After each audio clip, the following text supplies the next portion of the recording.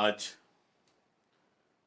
25 जून यानी कि इमरजेंसी का दिन, यानी जिस दिन हिंदुस्तान में 1975 में इमरजेंसी लगाई गई थी। और सुबह से आप देख रहे हैं कि काफ़ी चर्चा भी है इमरजेंसी को लेकर, काफ़ी बातचीत हो रही है, भर्त्सनाएं हो रही हैं, एनालिसिस हो रही है, तुलनाएं हो रही हैं उस समय से लेके इस समय तक।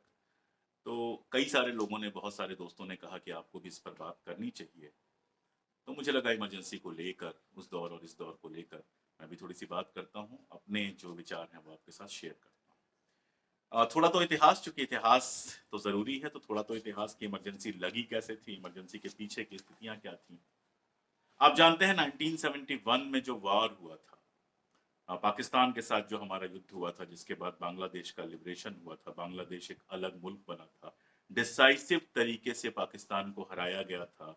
वहाँ की सेना ने बाकायदा आत्मसमर्पण किया था और उसके बाद पाकिस्तान से बांग्लादेश अलग हुआ था।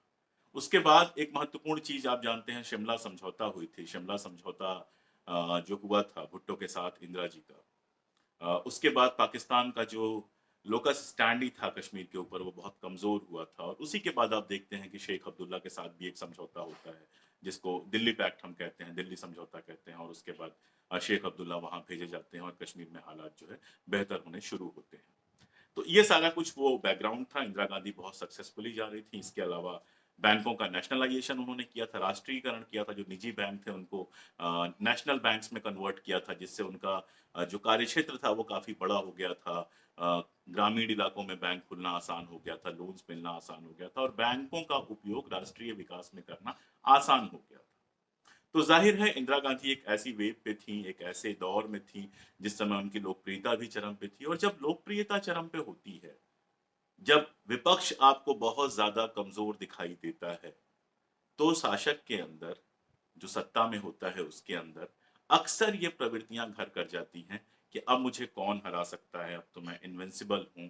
और एक तानाशाही की जो प्रवृत्ति होती है, वो प्रवृत्ति कहीं ना कहीं से आना शुरू हो जाती है। और यही नहीं होता है, लोकतंत्र में चूंकि एक पार्टी के वो हेड होते हैं, तो उस पार्टी के अंदर भी ऐसा होता है कि जो जो लोग बहुत चमचागिरी करने वाले होते हैं, जो लोग बहुत यस मैन होते हैं, वो लोग सत्ता के करीब पहुंच जाते हैं। और इन सब के आड़ में करप्शन का खेल भी बहुत बड़ा होता है। तो ये सारा कुछ इंदिरा गांधी के समय में भी दिखना शुरू हुआ। और उनके सबसे बड़े विरोधी, क्योंकि जो लोग डेमोक्रेटिक तरीके से चुन के आते थे या इंदिरा गांधी के खिलाफ चुनाव लड़ते थे, चाहे वो जनसंघ हो या बाकी बाकी पार्टियां जो छोटी मोटी थी, उन सब पार्टियों की जो हैसियत थी, वो हैसियत बहुत रिड्यूस हो चुकी थी, इतनी कम हो चुकी थी कि वो इंदिरा गांधी को चुनौती देने की स्थिति में नहीं थे। लेकिन जयप्रकाश नारायण थे, 70 के आसपास उस समय उनकी उम्र थी, नेहरू के समकालीन थे, आप सब जानते हैं। और काफी सीनियर लीडर थे, देश भर में उनका सम्मान था। तो इन सारी प्रवृत्तियों के खिलाफ जो है उन्होंने लड़ने का तय किया। 1973 में पटना के सीनेट हॉल में एक बड़ी मीटिंग हुई, जिस मीटिंग में लालू प्रसाद यादव जी भी उपस्थित थे,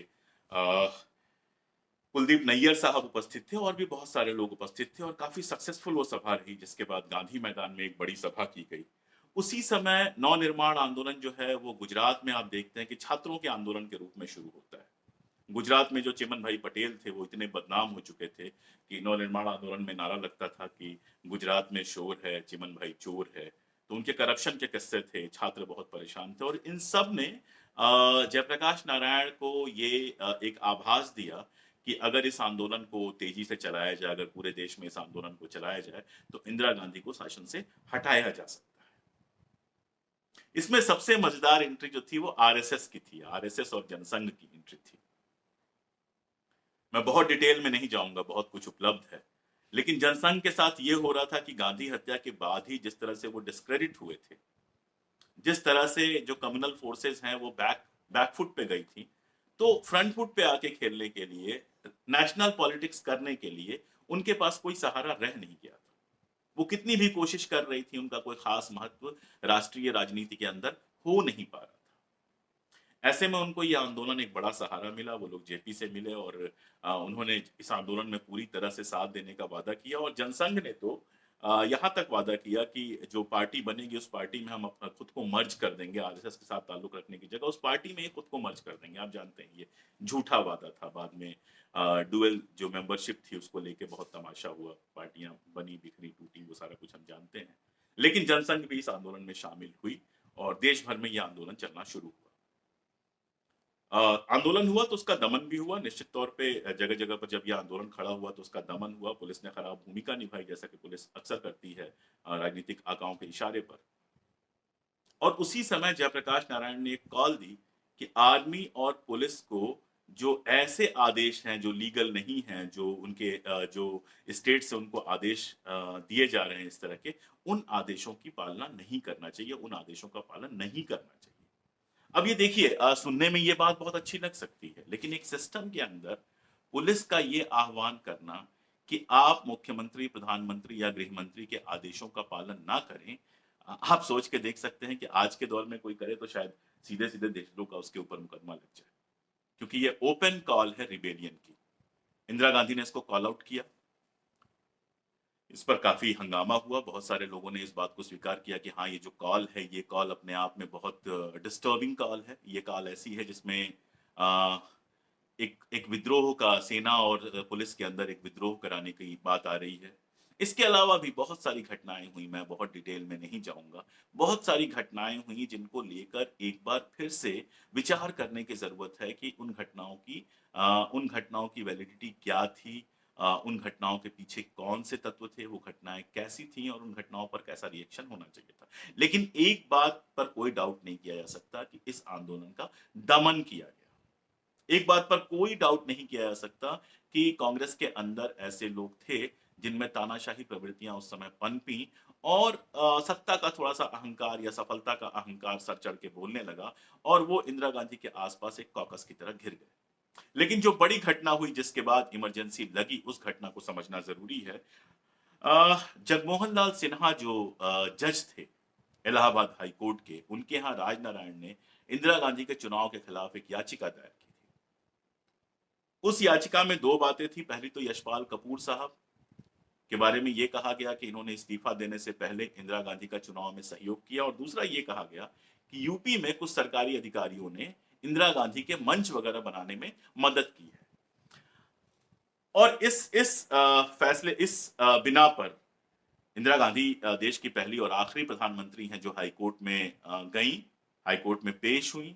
जस्टिस जगमोहन लाल सिन्हा का के सामने बयान दिया, क्रॉस एग्जामिनेशन दिया और जस्टिस जगमोहन लाल सिन्हा ने उनको डीबार कर दिया। आप सोच के देखिए, आज थोड़ी हँसी भी आती है कि ये आरोप अगर आज किसी पर लगे कि सरकारी अधिकारियों ने जिस तरह की तस्वीरें हमने देखी हैं, जिस तरह के सरकारी अधिकारियों के बयान देखे हैं, जिस तरह से इस्तीफा देने के दूसरे दिन पार्टियों में शामिल होना हमने देखा है।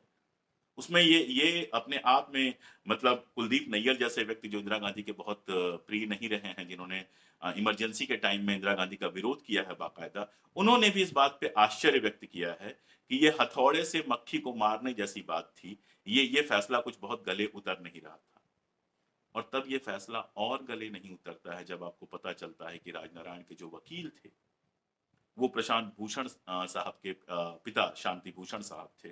बाद में आप जानते हैं कि जो पूरा इंडिया अगेंस्ट करप्शन वाला मूवमेंट चला, उसमें भी बाप-बेटे शामिल हुए। ये अलग बात है कि बहुत बेइज्जत होके फिर वहाँ से निकले।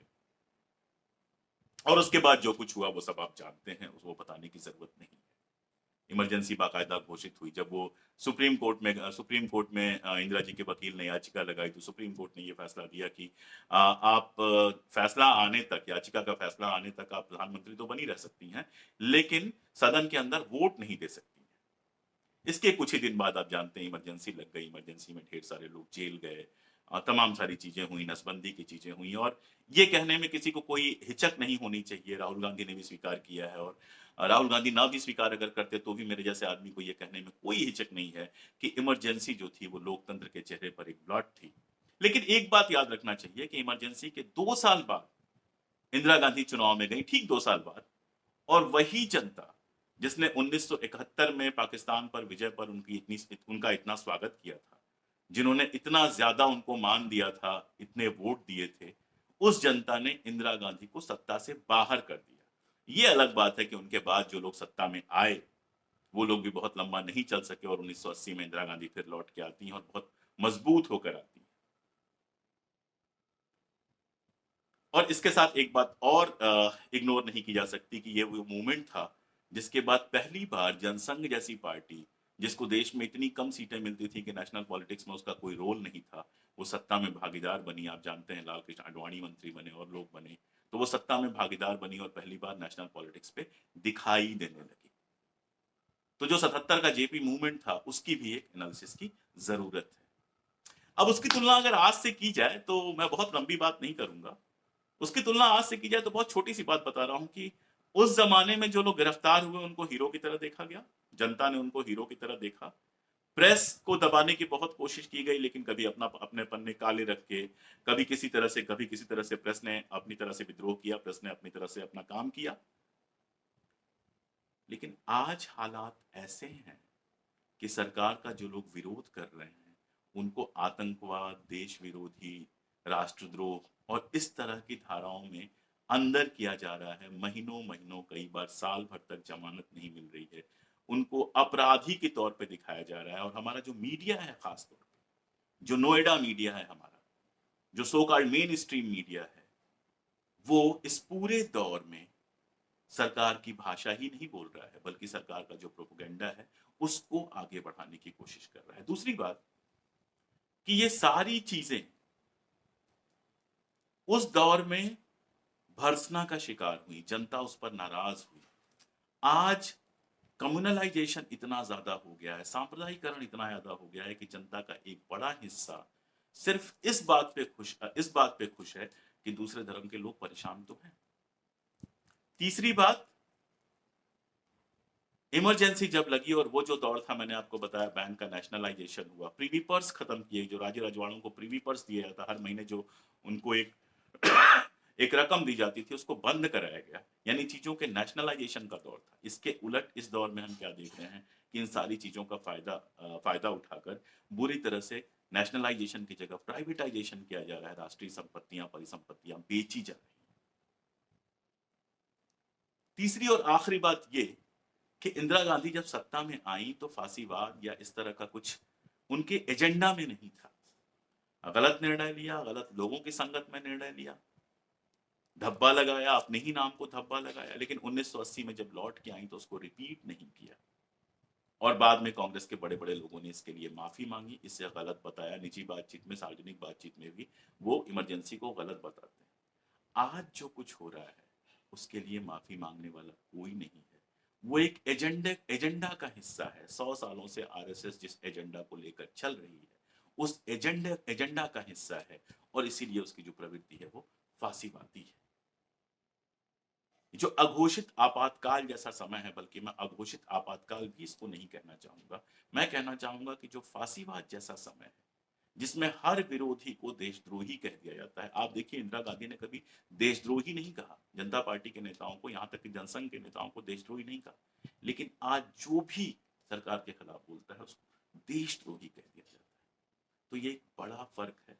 मीडिया का पूरी तरह बिक जाना, संपत्ति का पूरी तरह से निजीकरण होना यानी क्रोनी कैपिटलिज्म आना, और जनता का इस कदर कम्युनल हो जाना कि बड़े से बड़े अपराधों को माफ कर देती है। पेट्रोल का दाम जितना भी बढ़ जाए, कोविड में जितना भी झेलना पड़ जाए, लेकिन उसे ये लगता है कि जब तक दूसरे धर्म के लोग परेशान हैं तब तक जो हो रहा है वो सारा कुछ ठीक है। तो बस इतनी सी बात। कभी इमरजेंसी के इतिहास पर और विस्तार से भी बात हो सकती है। बहुत शुक्रिया।